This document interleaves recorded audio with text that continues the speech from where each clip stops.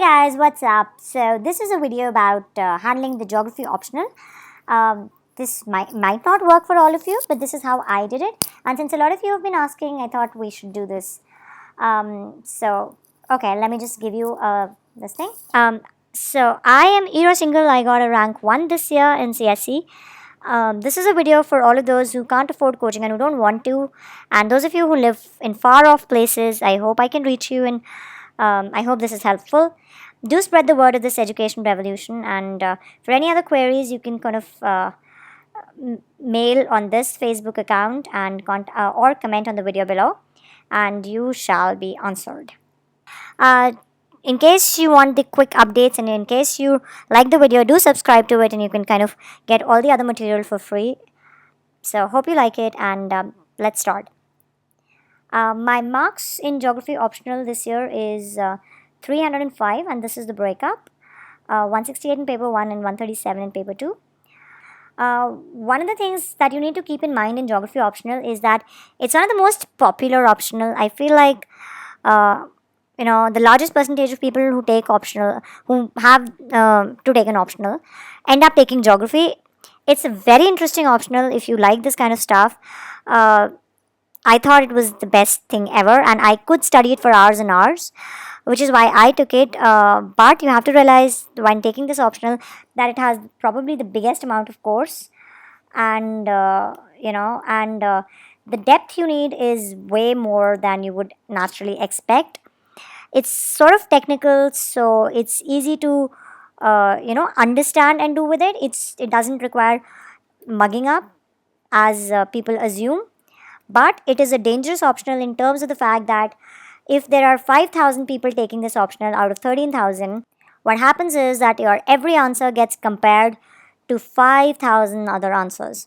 I do think it's a slightly dangerous optional because mainly what happens is there are 5,000 people generally giving this out of 13,000.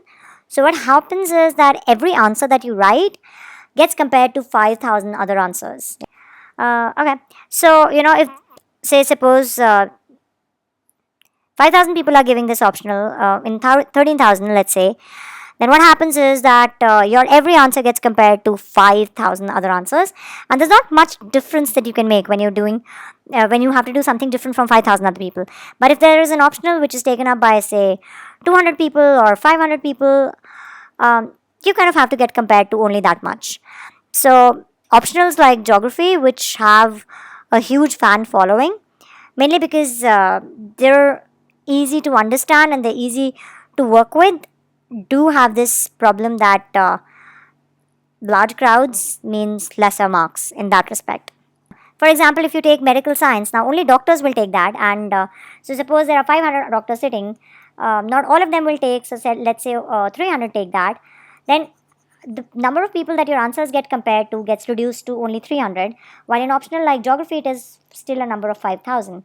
So the ratio of people who will clear with medical science will be a lot higher than those who will clear with geography. So that's a problem with an optional like this. So I would say take geography only if first you really love the subject, and by love I mean love, and you can do it again and again. Secondly, you can handle the big course. This course is literally everything, okay? It kind of feels like you've done everything under the sun. So, and the third thing is you can find enough resources and you can find enough material and you find it easy, and you can work with it and you can do something different with it. So, and one of the reasons to take it is it's one of those subjects that anyone can take. I am an engineer, then an MBA, and I could take it. I know of doctors who've taken it, I know of lawyers who've taken it. So this is one of those subjects which is for everybody. Coming to the book list that I prepared, now during the course I've read a lot of the books. I'm not giving you all of those because not all of them are relevant and not all of them are needed anymore because the course has evolved from 2010 to now, and I wasted a lot of time in going through everything that I was told to do. In the end, I figured that only a few of those books were required, so I'm just going to give you those books. Firstly, I did is one book for physical geography is Savinda Singh. The book is very in depth, but it covers every topic very clearly.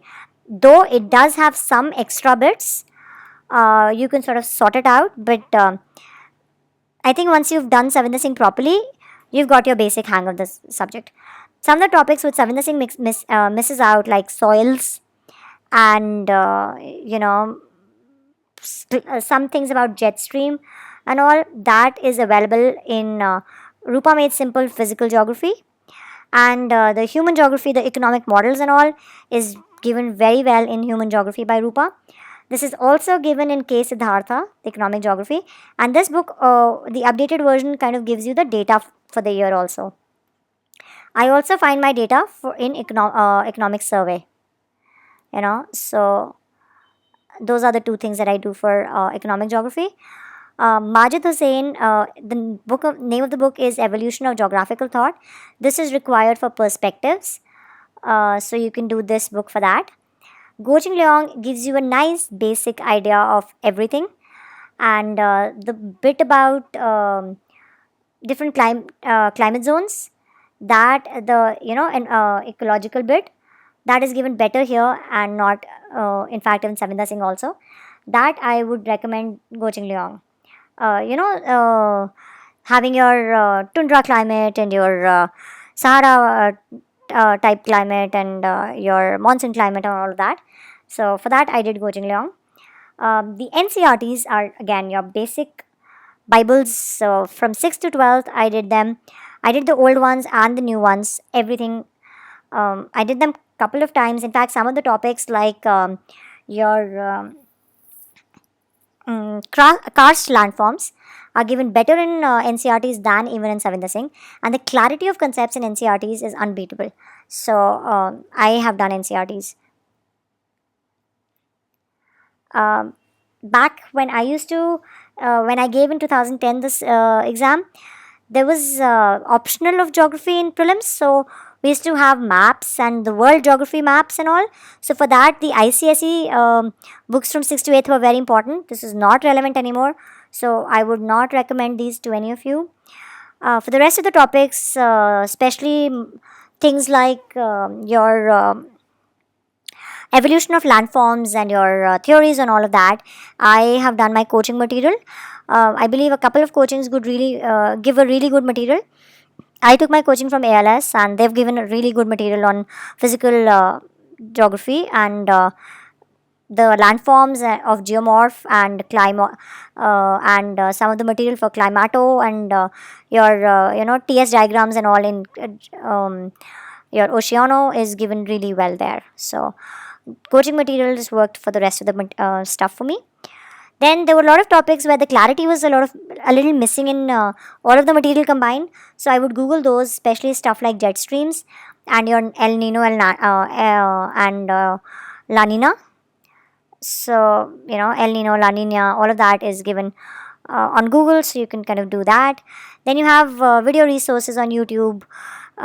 You have Unacademy, which has done really good videos. Then you also have materials on resources given by some children's video resources. So you can check all of these things out and hopefully these work for you. I did a lot more books, but I don't think those are relevant. So I think if you covered these ones that I've mentioned till date, along with the videos, you should be good. Like I said, I tend to buy everything that someone told me, and I think I have more material than probably bookshops do. But most of it is useless, so I'm just giving you the books that I have done again and again for the subject. Now, your geography paper tends to include maps. This year, the map was only 20 marks.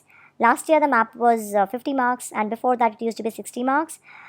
I'm terrible at maps, absolutely terrible. I have been known to draw Amarnath in China. I actually went to Amarnath last year, and that's when I figured out, oops, it was in India, and it was in J&K. So, I've been known to do things like this. I've exchanged Kandla and Mundra forever, and basically changed the location of every single city in India. I am not very updated with my current affairs, which is why I miss out on the map a lot. So whenever there's a map question, I tend to lose marks. I get, I think, an almost 0 in this, which is why my paper 2 marks are always lower than my paper 1 marks, because my basics are very clear. My basics are extremely good, but not my map, and which is where the paper 2 marks go down. I tend to know all the India physical features, like the basic mountain chains and the basic plateaus, and even your Mahendragiri and your Ajanta range, and your the passes and everything.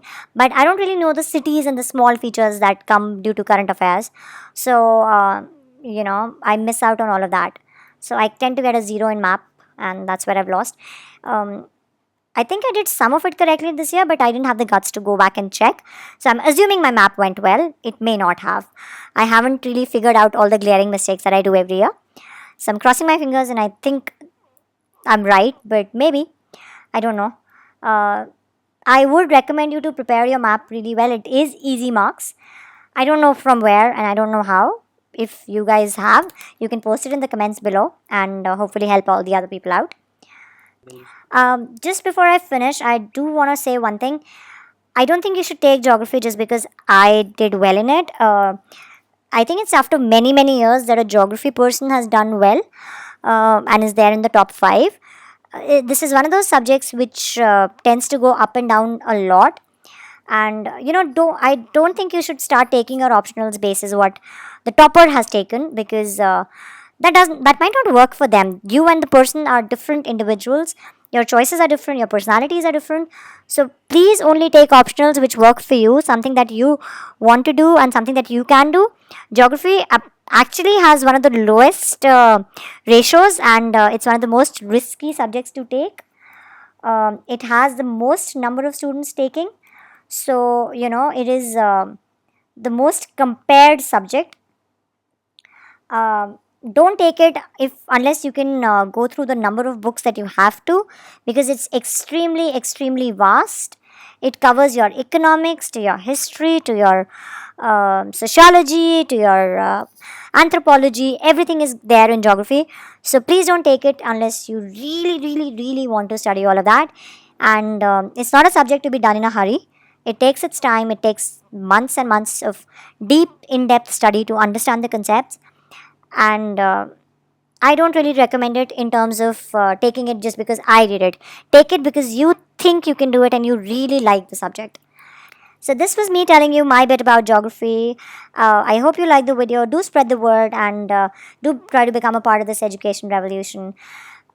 If you like the video, hit thumbs up, and do subscribe to the video below. And this is the Facebook and the Twitter handle of this makers of this video, Roman Saini and the Unacademy team. You can message them, and you can get in touch with them for any queries you have. Please spread the education for all revolution, and thank you so much for watching this tutorial. I hope it helped you all.